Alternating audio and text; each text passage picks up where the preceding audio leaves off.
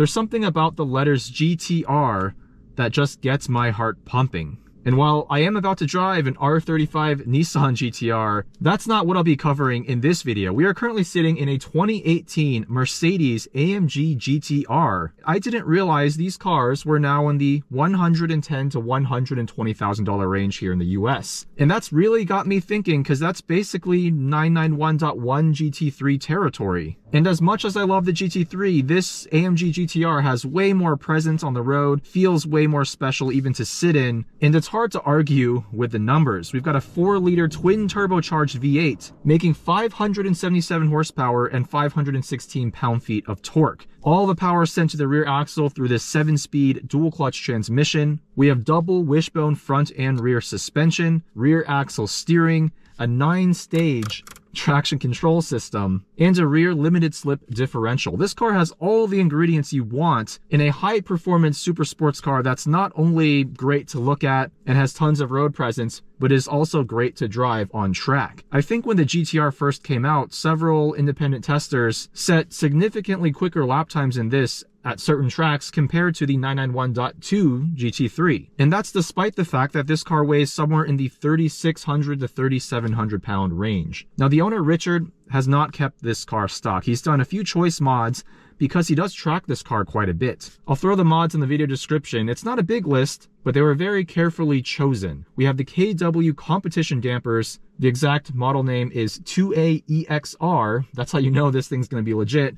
And these are plucked right off of the AMG GT4 race car. So this deletes the EDC, or electronic damper control. And Richard has also installed some basic brake and aero upgrades. Girodisc iron rotors, GP40 pads in the front, ST43 in the rear, Tikt brake cooling ducts, as well as some pretty insane looking aero. Front dive planes, front splitter, a massive 2-stage rear wing, and we're running very aggressive Michelin Cup 2R tires. Not the ideal tire for this damp canyon road, but good thing we have this 9-stage traction control. Before we get going here, first impressions of the interior, it's very special. Alcantara wrapped steering wheel with a red racing stripe, very nice tactile shift paddles, and I love this design here. It's almost cockpit-like with these 2 rows of buttons that are arranged in a sort of V, and the Mercedes infotainment control system, which I'm not a huge fan of.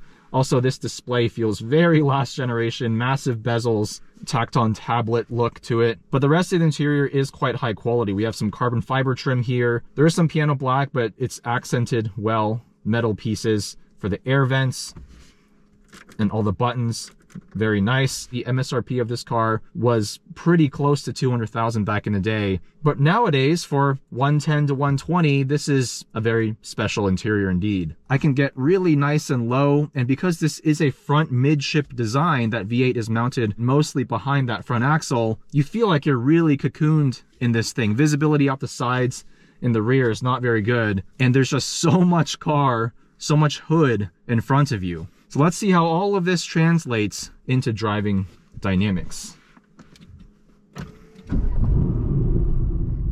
Love that we get an electronically controlled steering column. Very nice. It tilts and telescopes. So we're gonna put this into race mode since we don't have the adaptive dampers anymore with these KW competition dampers. And Richard has also disabled the exhaust valve, so it's always in the open loud mode. Might as well go into race. We'll use manual mode for shifting. We'll try somewhere in the middle in this 9-stage system. Now, ergonomically, I really don't like how the shifter is all the way back here. And with these seats, which are quite aggressively bolstered, you kind of have to T-Rex the shifter to get it into drive. Now, there is a little standing water on the road today, so we're gonna start out pretty easy. A lot of noise within the cabin. Even just cruising, you get a lot of tire noise.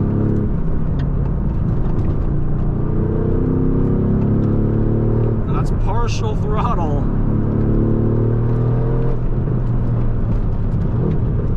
Wow. This V8 makes a great noise and so much torque in the mid-range. 4 liters of displacement is not a whole lot, but the way it's tuned, it feels naturally aspirated.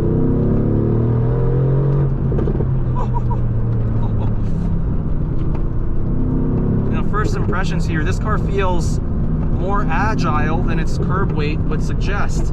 This is some 400 to 500 pounds heavier than basically any GT3. But because of that rear axle steering, the double wishbone front and rear suspension, and the front midship design, this car has really sharp turn-in. The front end of this car is the highlight. The steering is quite light, even in race mode. It doesn't have a ton of feedback, but it's not a weakness of the car either. It's very precise. Wow, these dampers are stiff though. Not designed for a bumpy canyon road. Let's try first gear.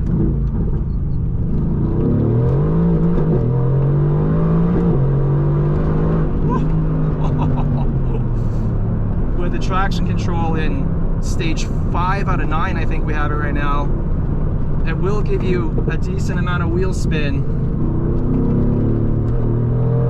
Wow, these dampers.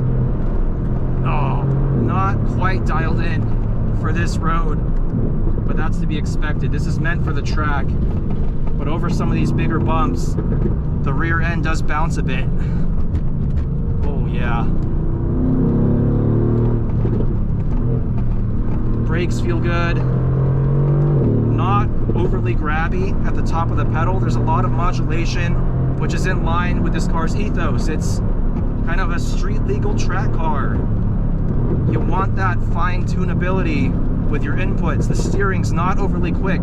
The brake pedal has a long travel to it.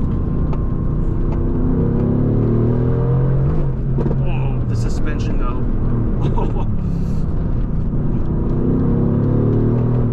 Ooh, a little bit rear traction limited here. Wow, the front. This car feels so nimble in the tight corners.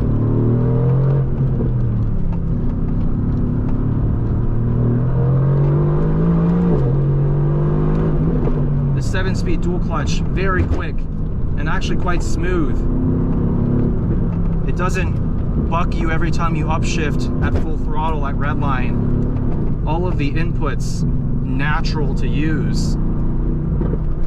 I love those crackles and pops when I lift off. And look at this, 4th gear from 3,000 RPM, put your foot down and the car just rockets forward. The engine is so flexible at all RPMs, barely feels turbocharged. In fact, if I were driving this car without knowing anything about its specs, I would have told you it's probably a big displacement NA V8. That's how it feels. That's how it sounds. It still revs out to 7,000 RPM happily. It's a hell of an engine. Mated to a big, heavy, but surprisingly nimble chassis. This really does feel like a bespoke sports or supercar chassis.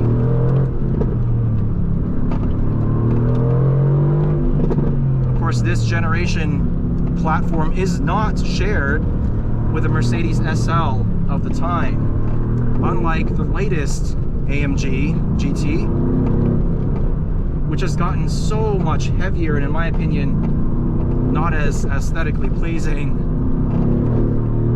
This car just feels proper. It feels focused. It's a real weapon on this road.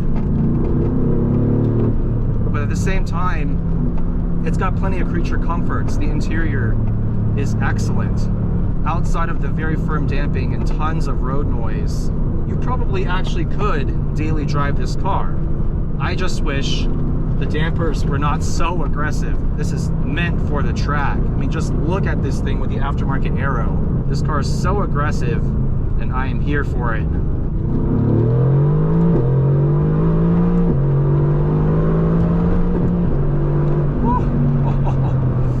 Wow. The straight line performance of this car is on another level compared to any GT3. That's part of what gives this car such impressive lap times. End of the day, you can't beat physics. All that extra weight needs to be offset somehow in order for this car to compete in terms of lap times. So a lot of that does come from the extra power and flexibility at lower RPMs. But the chassis matches that engine. That's the beautiful thing about this car. It's not just a ridiculous engine mated to a compromised chassis that is super traction limited and difficult to control. For such a big, heavy, powerful front engine rear drive car, this has incredible dynamics.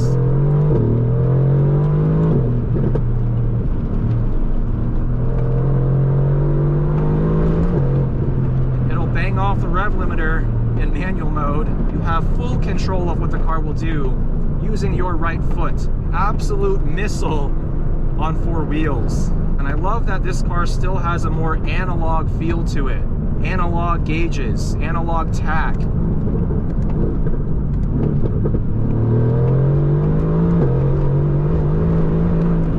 Oh wow, this suspension. It feels overdamped for this road. Now we can just dial it back into comfort mode. I wouldn't call it serene. I mean, just listen to the creaks and rattles and the tire noise, but at least you have a very refined interior. You don't have annoying butterfly doors that you can't open when you park in any public parking lots. There is a compromise here, and I would say if you want your track car to feel special and be streetable, pretty hard to argue with this. What a machine. $120,000 or less, it's pretty freaking hard to argue with. So big shout out to Richard, the owner. Let me know what you think of the AMG GTR or even lesser models, the regular GT or GTS. Do you think this car is a bit of a slept on option in the used super sports car world right now? Let me know your thoughts down in the comments. Thank you guys for watching, and I'll see you in the next one.